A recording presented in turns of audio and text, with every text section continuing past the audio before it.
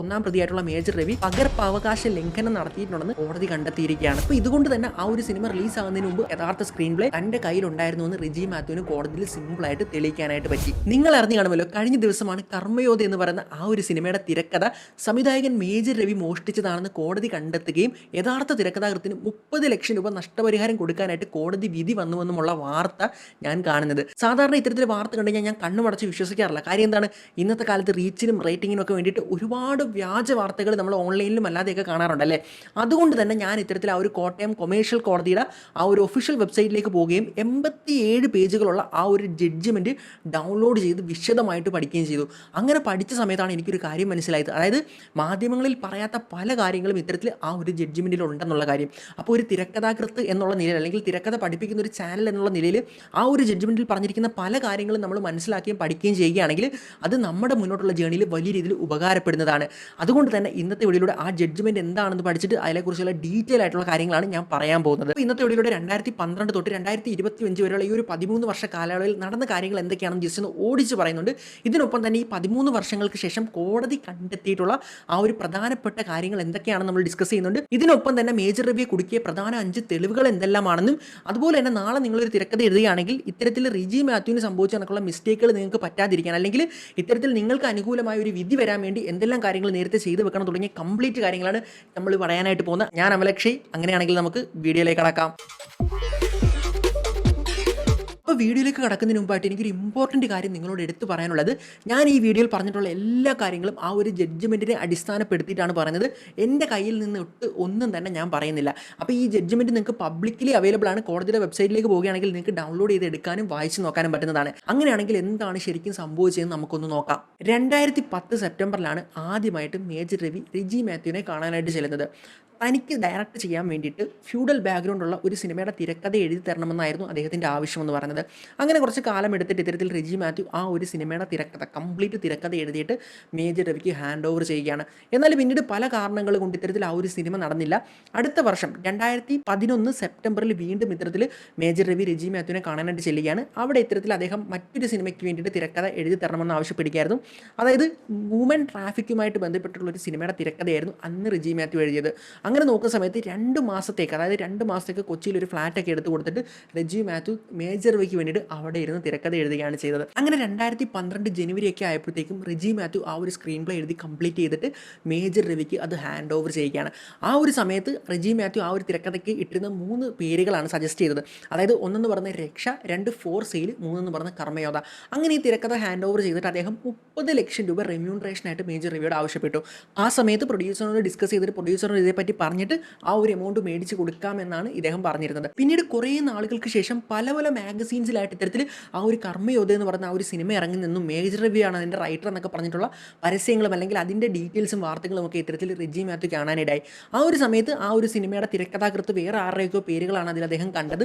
അപ്പോൾ തന്നെ ഇത്തരത്തിൽ റിജി മാത്യു മേജർ രവിയെ വിളിച്ചെങ്കിലും അദ്ദേഹം ഫോൺ എടുത്തില്ല. പിന്നീട് ഇത്തരത്തിൽ 2012 റിജി മാത്യു കോടതിയെ സമീപിക്കുകയായിരുന്നു. അങ്ങനെ വക്കീൽ നോട്ടീസ് അയച്ചാണ് ഇത്തരത്തിൽ കേസുമായിട്ട് അദ്ദേഹം മുന്നോട്ട് പോയത്. അപ്പോൾ 2012 തുടങ്ങിയ കേസിന് ഇന്ന് 13 വർഷങ്ങൾക്ക് ശേഷം ഇപ്പോൾ നോക്കുകയാണെങ്കിൽ 2025 ഒരു വിധി വന്നിരിക്കുന്നത്, അതും റിജി മാത്യുവിന് അനുകൂലമായിട്ട്. അങ്ങനെയാണെങ്കിൽ ഈ ഒരു 13 വർഷം കൊണ്ട് വാദിഭാഗത്തിൻ്റെയും പ്രതിഭാഗത്തിൻ്റെയും എല്ലാ വാദങ്ങളും അതുപോലെ തെളിവുകളും എല്ലാം കേട്ടതിനും കണ്ടതിന് ശേഷം കോടതി എന്താണ് കണ്ടെത്തിയതെന്നും എന്താണ് ആ വിധിയിൽ പറയുന്നതെന്നും നമുക്ക് നോക്കാം. അതായത് ഒന്നാമത് നമ്മൾ നോക്കുകയാണെങ്കിൽ ഇൻഫ്രിഞ്ച്മെൻറ്റ് ഓഫ് കോപ്പിറൈറ്റ് നടന്നിട്ടുണ്ടെന്ന്, അതായത് ഡിഫൻഡൻ്റ് എന്ന് പറഞ്ഞാൽ അല്ലെങ്കിൽ ഒന്നാം പ്രതിയായിട്ടുള്ള മേജർ രവി ഇത്തരത്തിൽ ഇൻഫ്രിഞ്ച്മെൻറ്റ് ഓഫ് കോപ്പിറൈറ്റ് ചെയ്തിട്ടുണ്ടെന്ന്, അതായത് പകർപ്പവകാശ ലംഘനം നടത്തിയിട്ടുണ്ടെന്ന് കോടതി കണ്ടെത്തിയിരിക്കുകയാണ്. അതുപോലെയായിട്ട് ഇദ്ദേഹം പരാതിക്കാരനെ ചതിക്കാനും അതിലൂടെ ലാഭം ഉണ്ടാക്കാനും ബോധപൂർവ്വം ശ്രമിച്ചു എന്നും കോടതി കണ്ടെത്തിയിട്ടുണ്ട്. അപ്പോൾ ഈ കാണിച്ചു കൂട്ടിയതെല്ലാം കൂടെ 40 ലക്ഷം രൂപ നഷ്ടപരിഹാരം തരണമെന്ന് പറഞ്ഞ് റിജി മാത്യു കോടതിയെ സമീപിച്ചെങ്കിലും കോടതി അതിനെ നിരീക്ഷിച്ചിട്ട് ഇത്തരത്തിൽ അത്ര ലാഭമൊന്നും ആ സിനിമ ഉണ്ടാക്കിയിട്ടില്ല, അല്ലെങ്കിൽ സാറ്റലൈറ്റിൽ നിന്നോ മറ്റ് റൈറ്റ്സിൽ നിന്നോ അത്ര പ്രോഫിറ്റ്സ് കിട്ടിയിട്ടില്ലെന്നും അതിനുള്ള തെളിവുകളില്ലാത്ത സാഹചര്യത്തിൽ ആദ്യം പറഞ്ഞിട്ടുള്ള ആ 30 ലക്ഷം അത് നഷ്ടപരിഹാരമായിട്ട് കൊടുക്കാൻ കോടതി വിധിക്കുകയാണ് ചെയ്തത്. ഇതിനൊപ്പം തന്നെ കേസ് നടത്തുന്നതുമായി ബന്ധപ്പെട്ടുണ്ടായിട്ടുള്ള ചെലവുകളും ഇത്തരത്തിൽ ഈ പ്രതികൾ കൊടുക്കാനായിട്ട് കോടതി ഉത്തരവിൽ പറയുന്നുണ്ട്. അപ്പോൾ ഈ ഒരു നഷ്ടപരിഹാരമായിട്ടുള്ള 30 ലക്ഷം രൂപ ഒന്നാം പ്രതിയായിട്ടുള്ള മേജർ രവിയും രണ്ടാം പ്രതിയായിട്ടുള്ള ചിത്രത്തിൻ്റെ പ്രൊഡ്യൂസറായിട്ടുള്ള ഹനീഫ് മുഹമ്മദും കൂടി നൽകണമെന്നാണ് കോടതി ഉത്തരവിൽ പറയുന്നത്. അപ്പോൾ ഇത് നൽകാത്ത പക്ഷം 2 മാസം കഴിഞ്ഞ് കഴിഞ്ഞാൽ 6% പലിശ കൂടെ ചേർത്തിട്ട് ആ ഒരു എമൗണ്ട് അടയ്ക്കണമെന്നാണ് കോടതി പറഞ്ഞിരിക്കുന്നത്. അപ്പോൾ എല്ലാ കേസിലെയും പോലെ ഈ ഒരു കേസിലും ഇത്തരത്തിൽ ഇവർക്ക് അപ്പീൽ പോകാൻ പറ്റുന്നതാണ് മുകൾ കോടതിയിലേക്ക്. ആ ഒരു സമയത്ത് മറ്റൊരു വിധി വരുമോ ഇല്ലയോ എന്നുള്ള കാര്യം നമുക്ക് കണ്ടറിയാൻ പറ്റുന്നതാണ്.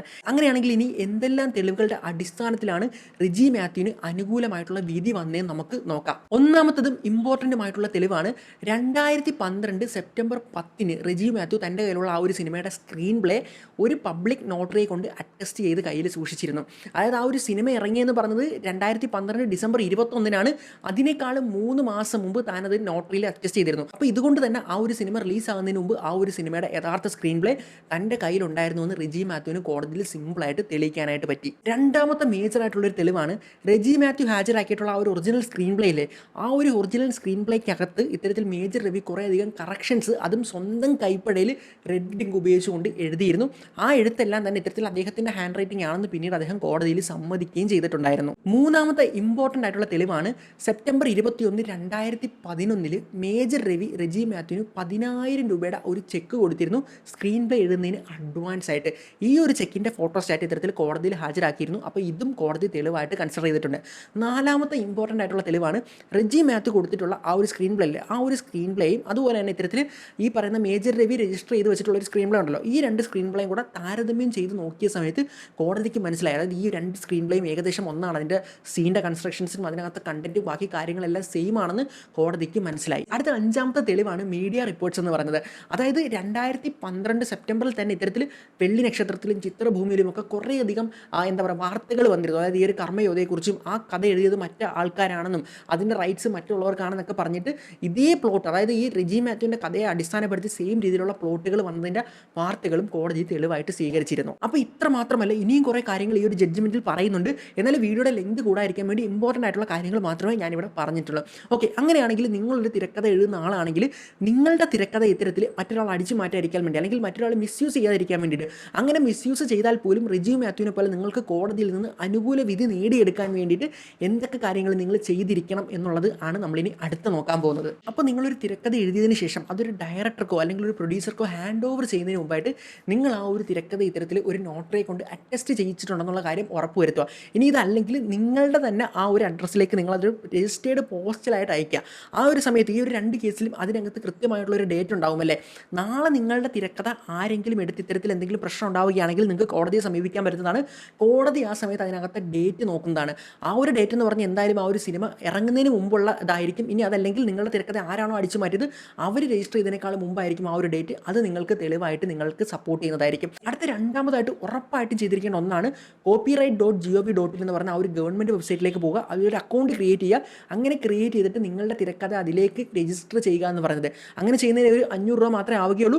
ഇത് ചെയ്യുന്നതിലൂടെ ആ ഒരു തിരക്കഥ എന്ന് പറയുന്നത് അതിൻ്റെ ആ ഒരു യഥാർത്ഥ റൈറ്റർ എന്ന് പറയുന്നത് അല്ലെങ്കിൽ ആ ഒരു ഓതർ എന്ന് പറയുന്നത് നിങ്ങളാണെന്ന് നിങ്ങൾക്ക് രജിസ്റ്റർ ചെയ്യാനും പ്രൂവ് ചെയ്യാനായിട്ട് പറ്റുന്നതാണ്. അതിനുശേഷം അങ്ങനെ രജിസ്റ്റർ ചെയ്യുന്ന കഴിയുന്ന സമയത്ത് നിങ്ങൾക്ക് ഇത്തരത്തിൽ ഒരു കോപ്പിറൈറ്റ് സർട്ടിഫിക്കറ്റ് കൂടെ ലഭിക്കുന്നതാണ്. അപ്പോൾ ഇത് ചെയ്യുമ്പോഴുള്ള ഗുണം എന്താണെന്ന് വെച്ചാൽ നേരത്തെ നിങ്ങൾ നോട്ടറിയെ കൊണ്ട് അറ്റസ്റ്റ് ചെയ്യുകയാണെങ്കിലും ആ ഒരു സമയത്ത് ആ ഒരു ഡേറ്റിൽ ആ ഒരു തിരക്കഥ നിങ്ങളുടെ കയ്യിൽ ഉണ്ടായിരുന്നു എന്നുള്ളതേ തെളിവുള്ളൂ. എന്നാലും നിങ്ങളാണ് ആ തിരക്കഥ എഴുതിയെന്നുള്ളൊരു പ്രൂഫില്ല. എന്നാൽ നിങ്ങൾ ഈ രണ്ടാമത് ഞാൻ ഈ പറഞ്ഞ copyright.gov.in പോയി ചെയ്യുകയാണെങ്കിൽ അതിൻ്റെ ഓർഡർ നിങ്ങൾ തന്നെയാണ്. ഒരു കോപ്പിറൈറ്റ് ഓഫീസർ നിങ്ങളുടെ പേരിൽ അത് അറ്റസ്റ്റ് ചെയ്ത് തരികയാണ്. അതായത് നിങ്ങളാണ് ഇതിൻ്റെ ഓണർ എന്ന് പറഞ്ഞിട്ട്. അപ്പോൾ നിങ്ങൾക്ക് തീർച്ചയായിട്ടും ആ ഒരു ഫുൾ ഓണർഷിപ്പ് ആ ഒരു തിരക്കഥ ഓണർഷിപ്പ് ലഭിക്കുന്നതായിരിക്കും. അപ്പോൾ ഈ ഒരു രണ്ട് കാര്യങ്ങൾ നിങ്ങൾ ചെയ്ത് വെക്കുകയാണെങ്കിൽ നിങ്ങൾ കംപ്ലീറ്റ്ലി സേഫാണ്. അങ്ങനെ ചെയ്ത് വെച്ചതിന് ശേഷം നിങ്ങൾ മൂന്നാമതായിട്ട് ചെയ്യേണ്ടത് നിങ്ങൾ ഏത് ഡയറക്ടർക്കാണോ ഏത് പ്രൊഡ്യൂസർക്കാണോ നിങ്ങളുടെ തിരക്കഥ ഹാൻഡ് ഓവർ ചെയ്യുന്നത് ആ ഒരു പ്രൂഫുകളും കാര്യങ്ങളൊക്കെ നിങ്ങൾ അവർക്കത് ഹാൻഡ് ഓവർ ചെയ്തു എന്നുള്ളത് ഇത്തരത്തിൽ നിങ്ങൾ റൈറ്റ് ചെയ്യുന്നതിന് അഡ്വാൻസ് വാങ്ങിച്ചിട്ടുണ്ടെങ്കിൽ അതിൻ്റെ ഡീറ്റെയിൽസ് അല്ലെങ്കിൽ നിങ്ങൾ കമ്മ്യൂണിക്കേഷൻ ചെയ്യുന്നുണ്ടെങ്കിൽ അതിൻ്റെ ഡീറ്റെയിൽസ് ഇതെല്ലാം തന്നെ നിങ്ങൾ എടുത്ത് സേവ് ചെയ്ത് വെച്ചിരിക്കുക. നാളെ നിങ്ങൾക്ക് ഇത്തരത്തിൽ എന്തെങ്കിലും പ്രശ്നം ഉണ്ടാവുകയാണെങ്കിൽ ഇതും തെളിവായിട്ട് ഇവിടെ കോടതി സ്വീകരിക്കുന്നതായിരിക്കും. അപ്പോൾ ഇത്രയും കാര്യങ്ങൾ ചെയ്യുകയാണെങ്കിൽ നിങ്ങൾ സേഫ് ആണെന്ന് നിങ്ങളുടെ തിരക്കഥ ആരെങ്കിലും അടിച്ച് മാറ്റില്ലെന്ന് നിങ്ങൾക്ക് ഉറപ്പുവരുത്താനായിട്ട് പറ്റുന്നതാണ്. ഓക്കെ, അങ്ങനെയാണെങ്കിൽ എനിക്കൊരു കാര്യം ഇനി പേഴ്സണലി എടുത്ത് പറയാനുള്ളത് നിങ്ങളൊരു റൈറ്റർ ആണെങ്കിൽ നിങ്ങൾ ഇത്തരത്തിൽ ഡൗട്ട് വെച്ചുകൊണ്ട് നിങ്ങളുടെ തിരക്കഥ ആരെങ്കിലും അടിച്ചു മാറ്റും എന്നുള്ള പേടിയുടെ പുറത്ത് നിങ്ങൾ ഒരാളെ സമീപിക്കുകയാണെങ്കിൽ ഒരു ഡയറക്ടറോ അല്ലെങ്കിൽ ഒരു പ്രൊഡ്യൂസർ ആരെ സമീപിച്ചാലും നമ്മുടെ ആ ഒരു വർക്ക് നല്ല രീതിയിൽ നടക്കില്ലെന്നാണ് ഞാൻ വിശ്വസിക്കുന്നത്. ഇവിടെ കാരണം ട്രസ്റ്റ് എന്ന് പറയുന്നൊരു സാധനമാണ് ശരിക്കും എല്ലാത്തിലും വലുതെന്ന് ഞാൻ വിശ്വസിക്കുന്നത്. കാരണം നമ്മൾ ഒരുപാട് ചതിയെപ്പറ്റിയും അല്ലെങ്കിൽ തിരക്കഥ അടിച്ചുകൊണ്ടുപോയ കഥകളെ പറ്റിയൊക്കെ കേൾക്കാറുണ്ട്. അതുകൊണ്ട് തന്നെ പലരും സിനിമാ മേഖല മോശമാണ്, സിനിമയിലുള്ള എല്ലാം കള്ളന്മാരാണെന്ന് പറയാറുണ്ട്. എന്നാൽ നിങ്ങൾ മനസ്സിലാക്കേണ്ടത് എല്ലാ മേഖലയിലും പോലെ തന്നെ നല്ല ആൾക്കാരും മോശം ആൾക്കാരും ഇവിടെയുമുണ്ട്.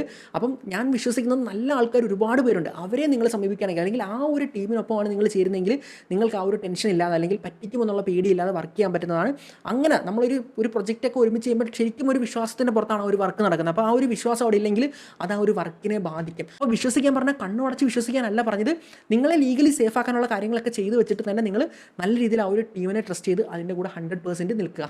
ഓക്കെ, അപ്പോൾ വീഡിയോ എല്ലാവർക്കും തന്നെ ഉപകാരപ്പെട്ടു എന്ന് വിശ്വസിക്കുന്നു. അങ്ങനെയാണെങ്കിൽ അടുത്ത വീഡിയോ കാണുമ്പോഴേക്കും